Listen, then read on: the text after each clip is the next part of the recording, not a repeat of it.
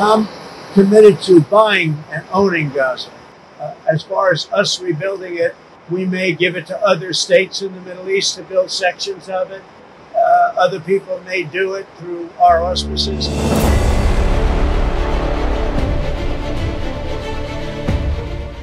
কিছুদিন আগেই গাজা উপত্যকা থেকে ফিলিস্তিনিদের স্থায়ীভাবে বিতাড়িত করার হুমকি দিয়েছেন যুক্তরাষ্ট্রের প্রেসিডেন্ট ডোনাল্ড ট্রাম্প।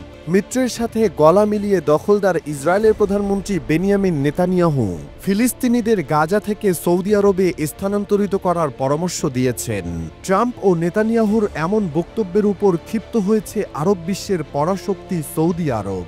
সৌদি আরবের সংবাদ মাধ্যমগুলো নেতানিয়াহু ও ট্রাম্পের বিরুদ্ধে ক্রমান্বয়ে সমালোচনা করে যাচ্ছে। এছাড়া দেশটির সরকারও কঠোর ভাষায় বিবৃতি দিয়েছে। সবচেয়ে আকর্ষণীয় বিষয় হল ফিলিস্তিনি সশস্ত্র গোষ্ঠী হামাস, যাকে সৌদি শত্রু ও সন্ত্রাসী মনে করে, সেই হামাসের প্রতি সুর নরম করেছে তারা। 12 ফেব্রুয়ারি বুধবার এক প্রতিবেদনে এসব তথ্য জানিয়েছে মধ্যপ্রাচ্য ভিত্তিক সংবাদ মাধ্যম দ্য নিউ আরব। সংবাদ মাধ্যমটি বলেছে, আগে সৌদির সংবাদ মাধ্যমগুলো পররাষ্ট্রনীতি অনুসারে কথা বলতো, কিন্তু এখন তারা সরাসরি ইসরায়েলের বিরুদ্ধে কথা বলছে। নেতানিয়াহু যখন সৌদিতে ফিলিস্তিনিদের আলাদা রাষ্ট্র গঠনের হাস্যকর প্রস্তাব দেন, তার কিছুক্ষণ পরই কড়া ভাষায় এক বিবৃতি দেয় সৌদি পররাষ্ট্র মন্ত্রণালয়। তারা নেতানিয়াহুর প্রস্তাব নিয়ে বলে, এগুলো উগ্রবাদীদের কথা, দখলদারিত্বের চিন্তাভাবনা, যারা ফিলিস্তিন ভূখণ্ডে সেখানকার মানুষের গুরুত্বকে উপলব্ধি করতে পারে না। সৌদি পররাষ্ট্র মন্ত্রণালয় আরও বলেছে, গাজায় ইসরায়েল যে গণহত্যা ও তাদের সমূলে উৎখাতের চেষ্টা চালিয়েছে, সেখান থেকে সাধারণ মানুষের দৃষ্টি সরানোর চেষ্টা করেছেন নেতানিয়াহু। পররাষ্ট্র মন্ত্রণালয় আরও বলেছে, ফিলিস্তিনিদের তাদের ভূখণ্ডের ওপর বৈধ অধিকার রয়েছে। তারা বাইরে থেকে আসেনি বা কোনো অভিবাসী নয়, যাদের ইসরায়েলের ইচ্ছায় উচ্ছেদ করা যাবে।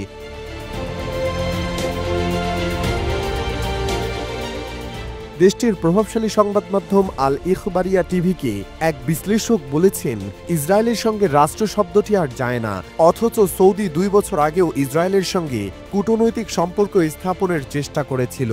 আল ইখবারিয়া নেতানিয়াহুর তীব্র সমালোচনা করে তাকে ইহুদিবাদী এবং ইহুদিবাদীর সন্তান হিসেবে অভিহিত করেছে।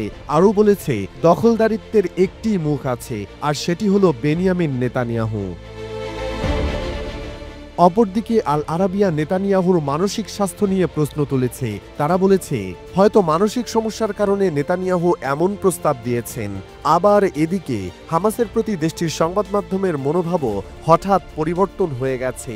আগে হামাসকে সন্ত্রাসী সংগঠন হিসেবে অভিহিত করলেও গাজাবাসীদের নিয়ে হামাসের দেওয়া 2টি বিবৃতি তারা প্রকাশ করেছে। আশরাক আল আউসাত নামে একটি সংবাদ মাধ্যম হামাসের জ্যেষ্ঠ নেতা ইজ্জাত আল রিশকের বক্তব্য প্রকাশ করেছে। সৌদির লেখক নওয়াফ আল কুদাইমি এটিকে একটি অসাধারণ মুহূর্ত হিসেবে অভিহিত করেছেন। তিনি বলেছেন, সৌদি ইচ্ছে করলে এখন হামাসের সঙ্গে প্রতীকী সম্পর্ক গড়তে পারে। তারা চাইলে এবারের রমজানে হামাসের নেতাদের ওমরাহ করার সুযোগ দিতে পারে।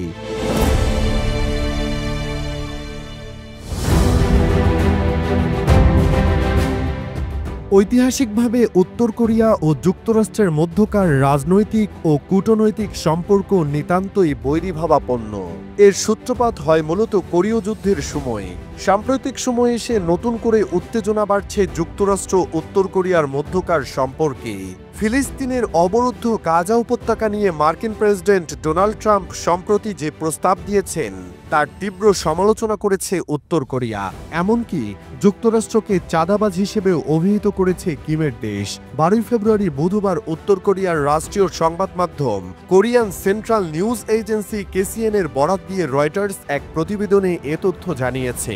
সংবাদ মাধ্যমটির প্রতিবেদনে বলা হয়েছে, মার্কিন প্রেসিডেন্ট ট্রাম্পের গাজা দখল এবং ফিলিস্তিনিদের স্থানান্তরের প্রস্তাবকে উত্তর কোরিয়া হাস্যকর হিসেবে অভিহিত করেছে।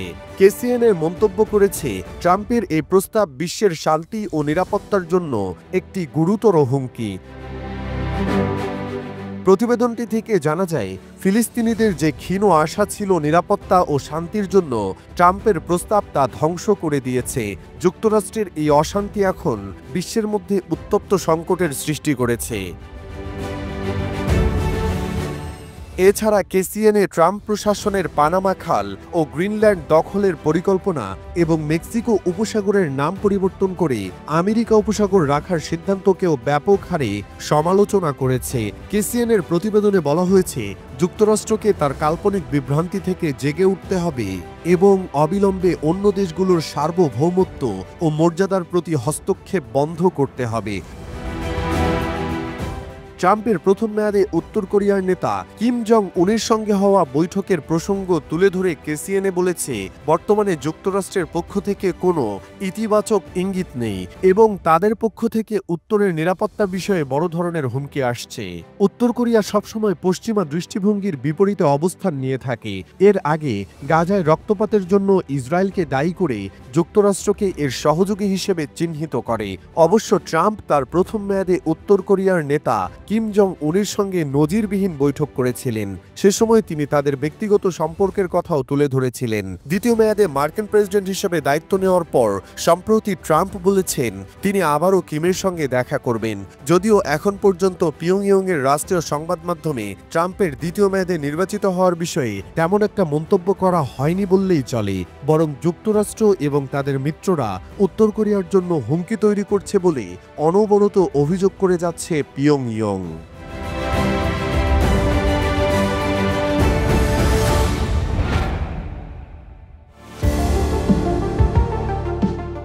ভারতের গরু জবাই বন্ধ করে গরুকে রাষ্ট্রমাতা ঘোষণার দাবি জানিয়েছেন উত্তরাখণ্ডের শঙ্করাচার্য স্বামী অভিমুক্তেশ্বরানন্দ সরস্বতী। এই দাবি পেশ করে ইতোমধ্যে দেশটির প্রধানমন্ত্রী নরেন্দ্র মোদী সরকারকে আলটিমেটামও দিয়েছেন তিনি। আগামী 17 মার্চ অর্থাৎ 33 দিনের মধ্যে সরকার যদি এই দাবি মেনে চূড়ান্ত ঘোষণা না দেয় তাহলে বড়সড় আন্দোলনের হুঁশিয়ারি দিয়েছেন তিনি। দেশটিতে হিন্দু সংগঠনগুলোর দীর্ঘদিনের দাবি গরুকে রাষ্ট্রমাতা ঘোষণা করা হোক। এতদিন এই দাবিকে বিশেষ গুরুত্ব দেয়নি কেন্দ্রীয় সরকার, যার জেরে রীতিমতো ক্ষোভ প্রকাশ করে সম্প্রতি সংবাদ সম্মেলন করেন শঙ্করাচার্য। তিনি বলেন, আগামী 17 মার্চ পর্যন্ত কেন্দ্রকে সময় দিলাম। এর মধ্যে গোমাতাকে রাষ্ট্রমাতা হিসেবে ঘোষণা করতে হবে। তা যদি না করা হয় তাহলে দিল্লির রামলীলা ময়দানে সকাল 7টা থেকে বিকেল 5টা পর্যন্ত গো প্রতিষ্ঠা নির্ণায়ক দিবস আয়োজন করা হবে। সেখান থেকেই এই দাবিতে আমরা আন্দোলনে নামব। পরবর্তী রণকৌশল এখান থেকেই ঠিক করা হবে। শঙ্করাচার্যের ভাষ্য, শাস্ত্রে উল্লেখ আছে যে একটি গরুর শরীরে 33 কোটি দেবদেবী বাস করেন। আমরা গত 1.5 বছর ধরে গরুকে রাষ্ট্রমাতা হিসেবে ঘোষণা করার জন্য আন্দোলন চালিয়ে আসছি, কিন্তু আমাদের এই দাবির দিকে কোনো খেয়াল নেই মোদী সরকারের। তিনি জোর দিয়ে বলেন যে সরকারের উচিত গরুকে পশু হিসেবে শ্রেণীবদ্ধ না করে রাষ্ট্রমাতা হিসেবে স্বীকৃতি দেওয়া। 2023 সালের 20 নভেম্বর গোপাল মনির নামক ধর্মীয় সংগঠনের উদ্যোগে আয়োজন করা হয়েছিল গোক্রান্তি মঞ্চ। সেখানে 4 শঙ্করাচার্য পীঠের সমর্থনে শুরু হয় এই আন্দোলন। ইতিমধ্যেই এই ইস্যুতে 3টি গো সংসদ আয়োজিত হয়েছে। 2024 সালে গোবর্ধন থেকে দিল্লি পর্যন্ত এই ইস্যুতে পদযাত্রাও করেন একাধিক হিন্দু সংগঠনের সদস্যরাও, যদিও সরকারের তরফে এই বিষয়ে কোনো উচ্চবাচ্য করা হয়নি।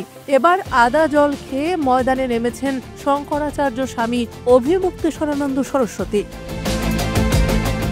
তিনি বারংবার বলেছেন, সরকারের কাছে আমাদের দাবি হলো গরুকে পশু শ্রেণী থেকে বাদ দিয়ে রাষ্ট্রমাতা ঘোষণা করা উচিত এবং গো হত্যাকে অপরাধ হিসেবে গণ্য করা উচিত। রাজ্য সরকার স্কুল পাঠ্যক্রমে গরুকে অন্তর্ভুক্ত করতে চলেছে, কিন্তু সেখানেও যদি গরুকে পশু বলা হয় তাহলে লাভ কি? অবশেষে এই ইস্যুকে কেন্দ্র করে চরম সময়সীমা দিয়েছেন স্বামী অভিমুক্তেশ্বরানন্দ। এখন দেখার বিষয় মোদী সরকার এই দাবির বিষয়ে কি পদক্ষেপ নেন।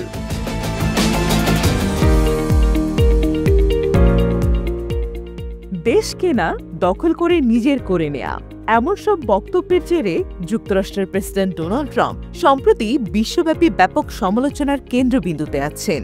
এর মাঝে এবার ডেনমার্কের পক্ষ থেকে যুক্তরাষ্ট্রের ক্যালিফোর্নিয়া অঙ্গরাজ্য কেনার বিষয়ে একটি ব্যঙ্গাত্মক আবেদন প্রচার করা হচ্ছে। যুক্তরাষ্ট্রের ক্যালিফোর্নিয়াকে আবার সকল দেশের সেরা করতে হবে, এই মর্মে লেখা উক্ত আবেদনপত্রটি ছড়িয়ে দেওয়া হয় ভার্চুয়াল জগতে। সেখানে বলা হয়েছে, ডেনমার্ক ক্যালিফোর্নিয়াকে কিনে নিলেই একমাত্র তা সম্ভব হবে। সেই আবেদনপত্রে ইতোমধ্যে 2 লাখেরও বেশি স্বাক্ষর পড়েছে। মূলত ক্ষমতায় আসার পরেই মার্কিন প্রেসিডেন্ট ডোনাল্ড ট্রাম্প ঘোষণা করেছিলেন আমেরিকা গ্রিনল্যান্ড এবং একাধিক পার্শ্ববর্তী দ্বীপ কিনে নেবে। ডেনমার্কের অন্তর্গত গ্রিনল্যান্ড বাস্তবে একটি স্বশাসিত অঞ্চল, ফলে ট্রাম্পের এই প্রস্তাব বিতর্ক তৈরি করে। ডেনমার্ক এবং গ্রিনল্যান্ডের প্রশাসন স্পষ্ট জানিয়ে দেয় কোনোভাবেই তারা আমেরিকার দখলদারিত্ব মেনে নেবে না। এরপরই উপহাসমূলক এই প্রচারপত্র ইন্টারনেটে ছড়িয়ে পড়ে, যেখানে বলা হয়েছে আমেরিকার অন্যতম গুরুত্বপূর্ণ অঙ্গরাজ্য ক্যালিফোর্নিয়ার পুরনো গৌরব ফিরিয়ে আনতে হবে, তাকে আবার শ্রেষ্ঠ আসনে পৌঁছে দিতে হবে এবং তার জন্য কোপেনহাগেনের উচিত ক্যালিফোর্নিয়ার দায়িত্ব নেয়া। ওই প্রস্তাবে লেখা হয়েছে, ম্যাপের দিকে তাকিয়ে দেখুন, কি চাই আপনাদের? সূর্যের উত্তাপ, সমুদ্রের ধারে পাম গাছের জঙ্গল, রোলার স্কেট? তাহলে জীবনের শ্রেষ্ঠ সুযোগটি হাতছাড়া করবেন না। ডোনাল্ড ট্রাম্পের কাছ থেকে ক্যালিফোর্নিয়া কিনে নিন।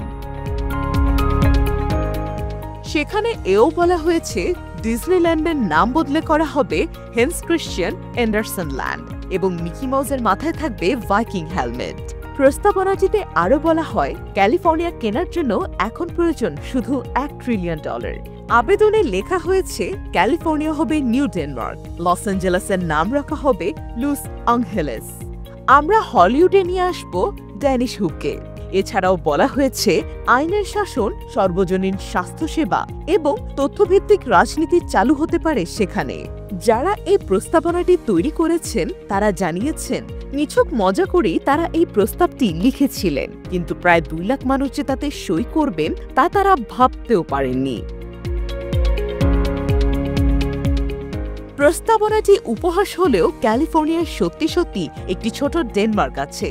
3 জন ডেনমার্কের অধিবাসী ক্যালিফোর্নিয়ার দক্ষিণে সরভেং শহরটি তৈরি করেছিলেন। সেখানে ডেনমার্কের পেস্ট্রি থেকে খাবার সব পাওয়া যায়।